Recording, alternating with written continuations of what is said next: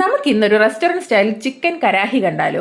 അപ്പോൾ അതിനായിട്ടൊരു പാൻ വയ്ക്കുക, അതിലേക്ക് വെളിച്ചെണ്ണ ഒഴിച്ചു കൊടുത്തിട്ടുണ്ട്. നിങ്ങൾക്ക് സൺഫ്ലവർ ഓയിൽ ഉപയോഗിക്കാം. എന്നിട്ട് ഒരു 2 സവോള നന്നായി ചെറുതായി കട്ട് ചെയ്ത് ഇട്ട് കൊടുക്കുക. അതൊന്ന് വരണ്ട് വരുമ്പോഴേക്കും കഴുകി വൃത്തിയാക്കി വെച്ചിരിക്കുന്ന ചിക്കൻ ചേർത്ത് കൊടുക്കാം കേട്ടോ. ചേർത്ത് കൊടുത്ത് ഞാനൊരു 5 മിനിറ്റ് അടച്ച് വേവിച്ചിട്ടുണ്ട്. എന്നിട്ട് അതിലേക്ക് ഇഞ്ചി വെളുത്തുള്ളി പേസ്റ്റും ആവശ്യത്തിന് ഉപ്പും ഇട്ട് നന്നായി ഇളക്കി കൊടുക്കുക. ഇളക്കിയ ശേഷം അതിലേക്ക് നമുക്ക് ഗ്രേവി അനുസരിച്ച് വെള്ളം ചേർത്ത് കൊടുക്കാം കേട്ടോ.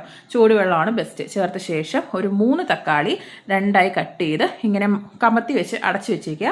ഒരു 5 മിനിറ്റ് കഴിയുമ്പോൾ മൂടി തുറന്ന് അതിൻ്റെ തോലൊന്ന് പീൽ ചെയ്ത് മാറ്റാം. നമുക്ക് മാറ്റിയ ശേഷം അതിനെ നന്നായി ഉടച്ച് ചിക്കനിലെ വെള്ളത്തിലൂടെ ചേർത്ത് നന്നായി ഉടച്ചെടുക്കുക. ഉടച്ച് ഒരു 5 മിനിറ്റ് അതൊന്ന് തിളച്ച് വരുമ്പോഴേക്കും പൊടികൾ ചേർക്കാം. മഞ്ഞൾപ്പൊടി, കാശ്മീരി ചില്ലി, നമ്മുടെ കുരുമുളക് പൊടി, പിന്നെ പെരുംജീരക പൊടിയും മല്ലിപ്പൊടിയും ചേർത്ത് കൊടുത്തിട്ടുണ്ട്. എന്നിട്ട് അതിനെ നന്നായി ഇളക്കി നന്നായി തിളക്കണം കേട്ടോ.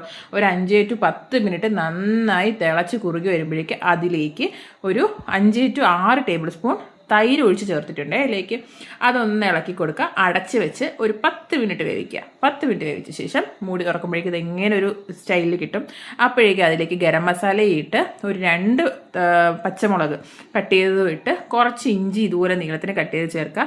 എന്നിട്ട് മല്ലിയിലയും കൂടെ ചേർത്ത് ഒന്ന് ഇളക്കി യോജിപ്പിച്ച ശേഷം നമുക്കൊരു 5 മിനിറ്റ് തിളപ്പിച്ച് കഴിയുമ്പോഴേക്കും നല്ല റെസ്റ്റോറൻറ്റ് സ്റ്റൈൽ കരാഹി ചിക്കൻ ഇവിടെ റെഡി ആയി കഴിഞ്ഞു. വളരെ ടേസ്റ്റിയാണ്. എല്ലാവരും ഒന്ന് ട്രൈ ചെയ്ത് നോക്കുക. നിങ്ങൾക്ക് എന്തായാലും ഇഷ്ടമാവും. അപ്പോൾ അടുത്ത വീഡിയോയിൽ കാണാം.